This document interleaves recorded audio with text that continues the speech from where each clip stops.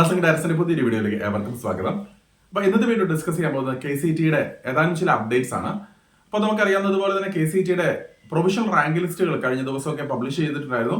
അത് നോക്കുമ്പോൾ ഏകദേശം 30-ൽ കൂടുതൽ ക്വസ്റ്റ്യൻസ് ആണ് അവർ ക്യാൻസൽ ചെയ്തിരിക്കുന്നത്. അതായത് ആ ഒരു ക്വസ്റ്റ്യൻ അറ്റൻഡ് ചെയ്ത എല്ലാവർക്കും തന്നെ ബോണസ് മാർക്കുകൾ ലഭിക്കുന്നതാണ്. അപ്പോൾ നേരത്തെ ഷെഡ്യൂൾ ചെയ്തതനുസരിച്ച് KEയുടെ പ്രൊവിഷണൽ റാങ്ക് ലിസ്റ്റുകൾക്ക് മെയ് മാസം 20-ാം തീയതി തന്നെ പബ്ലിഷ് ചെയ്യുമെന്നാണ് നമുക്ക് മനസ്സിലാക്കാൻ കഴിയുന്ന ഒരു കാര്യം. അതുകൂടാതെ തന്നെ +2 റിസൾട്ടുകൾ ഈ മാസം തന്നെ അതിനു മുന്നേ അറിയാൻ സാധിക്കുമെന്നുള്ളതുകൊണ്ട് മനസ്സിലാക്കുക. അപ്പോൾ നിരവധി കുട്ടികളാണ് ഇപ്പോൾ കർണാടകയിലൊക്കെ ആണെങ്കിലും പല കോളേജുകളിലേക്ക് പ്രീ ബുക്കിംഗ് ചെയ്ത് വെച്ചിരിക്കുന്നത്. അപ്പോൾ മിക്കവാറും വരുന്ന കർണാടകയിലുള്ള കോളേജുകളെല്ലാം തന്നെ നേരത്തെ തന്നെ പ്രീ ബുക്കിംഗ് ഒക്കെ സ്റ്റാർട്ട് ചെയ്തിരുന്നു. അപ്പോൾ പല കുട്ടികളും ചോദിക്കുന്നുണ്ട് പ്രീ ബുക്ക് ഇപ്പോൾ ചെയ്യേണ്ട ആവശ്യമുണ്ടോ എന്നുള്ളത്. ഞാൻ പല വീഡിയോയിൽ പറയുന്ന ഒരു കാര്യമാണ്, 90% താഴെയാണ് നിങ്ങൾ +2 മാർക്കുകൾ പ്രതീക്ഷിക്കുന്നതെങ്കിൽ തീർച്ചയായിട്ടും നിങ്ങൾ കേരളത്തിന് പുറത്ത് മറ്റുള്ള സംസ്ഥാനത്തെ ഒരു കോളേജുകൾ നിങ്ങൾ പ്രീ ബുക്ക് ചെയ്യുന്നത് സേഫ് ആയിട്ടുള്ള ഒരു കാര്യം തന്നെയായിരിക്കും. ഇപ്പോൾ പ്രീ ബുക്ക് ചെയ്യുമ്പോൾ നമ്മൾ ശ്രദ്ധിക്കേണ്ട ഒരു കാര്യം, ചെറിയ പാക്കേജിലുള്ള കോളേജുകൾ 9 ലക്ഷത്തിന് താഴോട്ട് വരുന്ന പാക്കേജിലുള്ള കോളേജുകൾ നിങ്ങൾ അഡ്വാൻസ് ആയിട്ട് പ്രീ ബുക്ക് ചെയ്ത് വെച്ച് കഴിഞ്ഞാൽ തീർച്ചയായിട്ടും നിങ്ങൾക്ക് ആ ഒരു ഫീസിൽ തന്നെ നിങ്ങൾക്ക് മുന്നോട്ട് പഠിക്കാൻ സാധിക്കുന്നതാണ്. കാരണം +2 റിസൾട്ട് വന്നു കഴിയുമ്പോഴും മുന്നോട്ട് പോകും തോറും തീർച്ചയായിട്ടും ഫീസിന് വളരെയധികം കൂടുതൽ വ്യത്യാസങ്ങൾ ഉണ്ടാകാനുള്ള സാധ്യതകളുണ്ട്.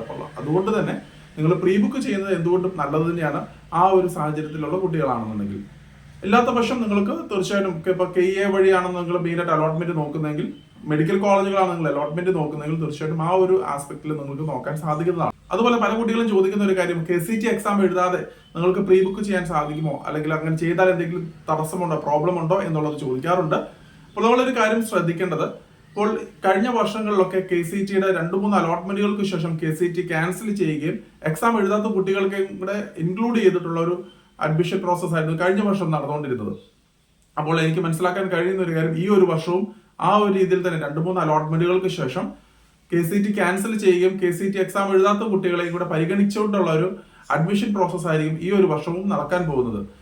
അപ്പോൾ അങ്ങനെ ഒരു സാഹചര്യത്തിൽ നിങ്ങൾ ഇപ്പോൾ പ്രീ ബുക്ക് ചെയ്ത് വെച്ച് കഴിഞ്ഞാൽ തീർച്ചയായും നിങ്ങൾക്ക് ആ ഒരു സീറ്റ് സെക്യൂർ ആയിട്ട് ലഭിക്കുന്നതാണ്. അപ്പോൾ എക്സാം എഴുതാത്ത കുട്ടികൾക്കാണെന്നുണ്ടെങ്കിലും ആ ഒരു ഘട്ടം വരുമ്പോൾ അവരെയും കൂടെ ഇതിനകത്ത് ഇൻക്ലൂഡ് ചെയ്യുമെന്നുള്ളതാണ് ഇതിൻ്റെ അകത്ത് ഏറ്റവും കൂടുതൽ മനസ്സിലാക്കേണ്ട ഒരു കാര്യം. അപ്പോൾ ഒരു കാര്യം ശ്രദ്ധിക്കണം, നിങ്ങൾ തിരഞ്ഞെടുക്കുന്ന കോളേജുകൾ പ്രോപ്പർ ആയിട്ടുള്ള ഒരു കോളേജ് ആയിരിക്കണം. അപ്പോൾ നിങ്ങൾ KCET എക്സാം എഴുതാത്ത കുട്ടികളാണെന്നുണ്ടെങ്കിൽ നിങ്ങൾ ടോപ്പ് ആയിട്ടുള്ള മെഡിക്കൽ കോളേജുകൾ അങ്ങനെയുള്ള കോളേജുകളൊക്കെ എടുത്തു കഴിഞ്ഞാൽ തീർച്ചയായിട്ടും KCET വഴി അഡ്മിഷൻസ് വരുന്ന കുട്ടികൾ വരുന്ന സാഹചര്യത്തിൽ നിങ്ങൾ മാറിക്കൊടുക്കേണ്ടതായിട്ട് വരുന്നുണ്ട്. പക്ഷെ നിരവധി കോളേജുകൾ നിങ്ങൾക്ക്, കാരണം ഈ പറയുന്ന പോലെ KCET വഴി ഒരു തള്ളിക്കയറ്റം വരത്തില്ല എന്ന് പ്രതീക്ഷിക്കാൻ സാധിക്കുന്ന നിരവധി കോളേജുകളിൽ നിങ്ങൾക്ക് ഈ പറയുന്ന പോലെ സീറ്റിന്റെ ഷുവറിറ്റി ലഭിക്കുന്നതുമായിരിക്കും. അപ്പോൾ നമ്മൾ ഈ ഒരു കാര്യം ശ്രദ്ധിക്കേണ്ടത്, നമ്മൾ കോളേജുകൾ തിരഞ്ഞെടുക്കുമ്പോൾ ഗ്രൂപ്പായിട്ട് പ്രവർത്തിക്കുന്ന കോളേജുകൾ കഴിവതും ഒഴിവാക്കുക. അപ്പോൾ ഒരു കോളേജിൽ തന്നെ നിരവധി നഴ്സിംഗ് കോളേജുകൾ ഗ്രൂപ്പായിട്ട് ചേർത്ത് പഠിപ്പിക്കുന്ന സാഹചര്യങ്ങൾ ബാംഗ്ലൂരും മറ്റുള്ള സംസ്ഥാനങ്ങളിലൊക്കെ കാണാറുണ്ട്. അപ്പോൾ അങ്ങനെ വരുന്ന സാഹചര്യത്തിൽ പ്രോബ്ലം എന്താണെന്ന് വെച്ചാൽ, നിങ്ങൾ മെയിൻ കോളേജുകൾ അഡ്മിഷൻ എടുത്താലും KCET ഇല്ലാത്ത പറഞ്ഞ കാരണങ്ങൾ കൊണ്ട് തന്നെ ഈ പറയുന്ന പോലെ സബ് കോളേജുകളിലേക്കോ മറ്റുള്ള കോളേജുകളിലേക്കോ നിങ്ങളെ അഡ്മിഷൻ ട്രാൻസ്ഫർ ചെയ്യാനുള്ള സാധ്യതകൾ കൂടുതലാണ്. അപ്പോൾ അങ്ങനെ വരുമ്പോൾ നിങ്ങൾക്ക് അംഗീകാരമില്ലാത്ത ഒരു കോളേജിൽ തന്നെ ചേർന്ന് പഠിച്ചു പോകേണ്ടതായിട്ട് വരുന്നുണ്ട്. അതേസമയം നിങ്ങൾ സിംഗിൾ ആയിട്ടുള്ള നിരവധി കോളേജുകൾ കർണാടകയിൽ അവൈലബിൾ ആണ്.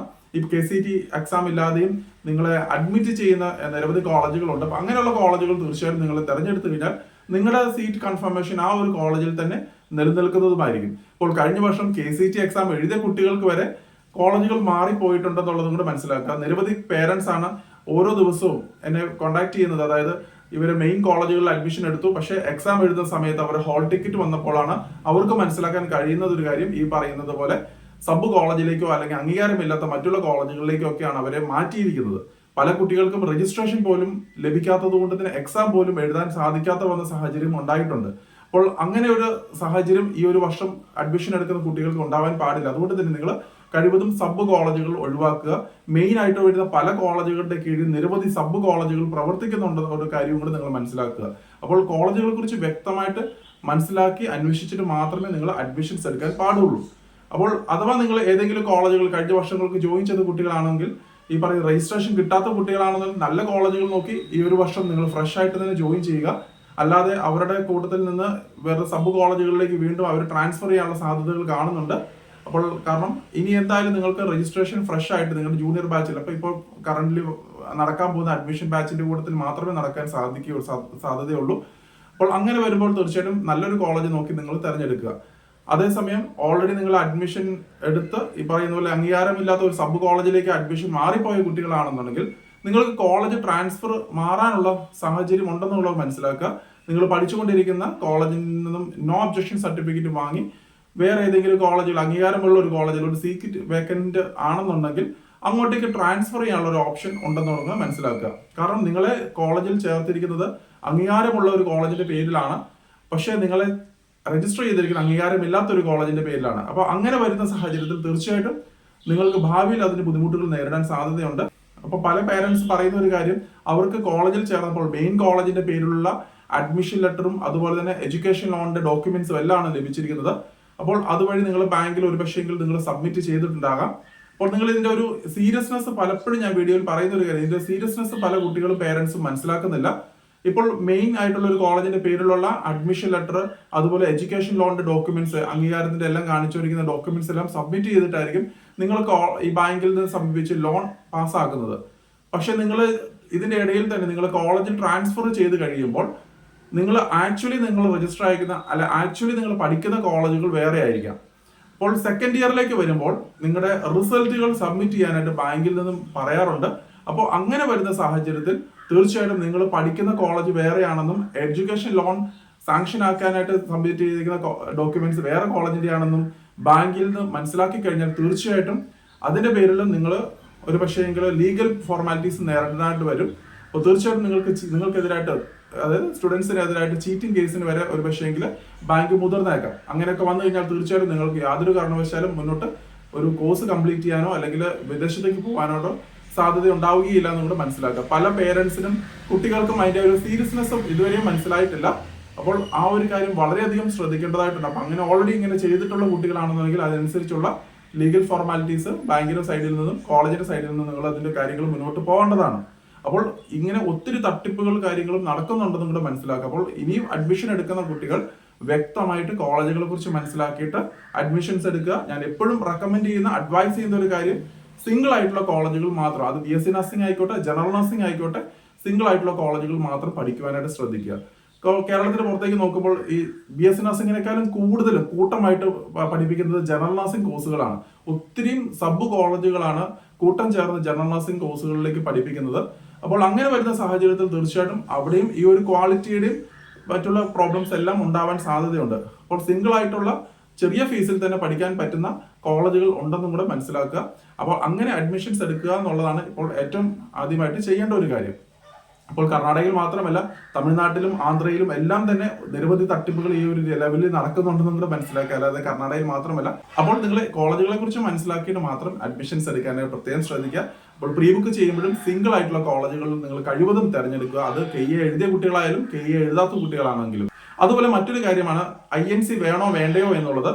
അപ്പോൾ നിരവധി കുട്ടികളെ ഏജന്റുമാരും കോളേജുകാരും പറയുന്ന ഒരു കാര്യം, INC ക്യാൻസൽ ആയിട്ടുണ്ട്, INC വേണ്ട, ഇനി NMC ആണ് വരുന്നത്, അങ്ങനെ നിരവധി കാര്യങ്ങളാണ് കുട്ടികളെ പറഞ്ഞ് മനസ്സിലാക്കുന്നത്. പക്ഷെ നമ്മളൊരു കാര്യം ശ്രദ്ധിക്കേണ്ടത്, ഇന്ത്യൻ നഴ്സിംഗ് കൗൺസിലിന്റെ അംഗീകാരം നിർബന്ധമായിട്ടും ആവശ്യമാണ്. കാരണം നമ്മൾ ഒരു കോഴ്സ് പഠിക്കാനായിട്ട് ചെല്ലുന്ന സമയത്ത് നമ്മൾ ബാങ്കിലേക്ക് അപ്ലൈ ചെയ്യുമ്പോൾ മിക്കവാറും വരുന്ന കുട്ടികളൊക്കെ എഡ്യൂക്കേഷൻ ലോൺ എടുക്കാറുണ്ട്. അപ്പോൾ എഡ്യൂക്കേഷൻ ലോണിന് വേണ്ടി സമീപിക്കുമ്പോൾ തീർച്ചയായിട്ടും നിങ്ങൾ ഈ പറയുന്നത് പോലെ INC നിർബന്ധമാണെന്നുള്ളത് മനസ്സിലാക്കുക. INC ഇല്ലാതെ നിരവധി കുട്ടികൾക്കാണ് ഇതുവരെയും എഡ്യൂക്കേഷൻ ലോണ് പെൻഡിങ്ങിലേക്ക് വന്നിരിക്കുന്നത്. കാരണം ഈ ഒരു വർഷം നമുക്കറിയാം INC അപ്ഡേഷൻസ് പ്രോപ്പറായിട്ട് നടന്നിട്ടില്ല. അതിന്റെ ഒരു കാരണം കൊണ്ട് തന്നെ ഈ INC ഇല്ല എന്നുള്ള കാരണം കൊണ്ട് ലോൺ ഇതുവരെയും കംപ്ലീറ്റ് ചെയ്ത് സാങ്ഷൻ ആകുകയോ റിലീസ് ചെയ്യുകയോ ചെയ്യാതെ ഇരിക്കുന്ന സാഹചര്യങ്ങൾ ഉണ്ടായിട്ടുണ്ട്. അപ്പോൾ INC തീർച്ചയായിട്ടും നമ്മൾ ഈ പറയുന്ന എഡ്യൂക്കേഷൻ ലോൺ പാസ് ആകാനായിട്ട് നിർബന്ധമായിട്ടുള്ള ഒരു കാര്യമാണ്. അത് മാത്രമല്ല, നമ്മൾ പഠിച്ചു കഴിയുന്ന സമയത്ത് നമ്മൾ ജോലിക്ക് വേണ്ടി പോകുമ്പോഴത്തേക്കും ഈ പറയുന്ന സെൻട്രൽ ഗവൺമെന്റ് ഇൻസ്റ്റിറ്റ്യൂഷൻ ആയിട്ടുള്ള എയിംസ് പോലെയുള്ള സ്ഥാപനങ്ങളിൽ എലിജിബിലിറ്റി ക്രൈറ്റീരിയ ആയിട്ട് ആപ്ലിക്കേഷൻ സമയത്ത് എലിജിബിലിറ്റി ക്രൈറ്റീരിയക്കകത്ത് പറയുന്ന ഒരു സ്പെസിഫിക് ആയിട്ടുള്ള ഒരു കാര്യമാണ്, the candidate should pass from INC recognised institution എന്ന് പറഞ്ഞ സ്പെസിഫിക് ആയിട്ട് അവിടെ മെൻഷൻ ചെയ്തിട്ടുണ്ട്. അപ്പോൾ അങ്ങനെ വരുന്ന സാഹചര്യത്തിൽ നമ്മൾ ആപ്ലിക്കേഷൻ പോലും INC ഇല്ലാത്തതിന്റെ പേരിൽ റിജക്റ്റ് ആകാനുള്ള സാധ്യതകളുണ്ട്. അപ്പോൾ എപ്പോഴും നമ്മൾ കൺസിസ്റ്റന്റ് ആയിട്ട് ഇന്ത്യൻ നഴ്സിംഗ് കൗൺസിലിന്റെ അംഗീകാരമൊക്കെ ലഭിച്ചുകൊണ്ടിരിക്കുന്ന കോളേജുകൾ മാത്രം അഡ്മിഷൻസ് എടുക്കുക എന്നുള്ളതാണ് ഞാൻ എപ്പോഴും അഡ്വൈസ് ചെയ്യുന്ന ഒരു കാര്യം. മാത്രമല്ല, ഇനി NMC വന്നാൽ, നാഷണൽ മിഡ്വൈഫറി കൗൺസിൽ വന്നു കഴിഞ്ഞാലും ആ ഒരു സാഹചര്യത്തിലും സുപ്രീം അതോറിറ്റി NMCയുടെ കീഴിൽ തന്നെ ആയിരിക്കും. അങ്ങനെ വരുമ്പോൾ സ്റ്റേറ്റ് നഴ്സിംഗ് കൗൺസിലിന് വലിയൊരു റോൾ ഉണ്ടാവുകയില്ല. അപ്പോൾ കുറച്ചും കൂടെ സ്ട്രിക്റ്റ് ആയിട്ടുള്ള ഒരു കാര്യങ്ങളൊക്കെ ആയിരിക്കും അവിടെ വരിക.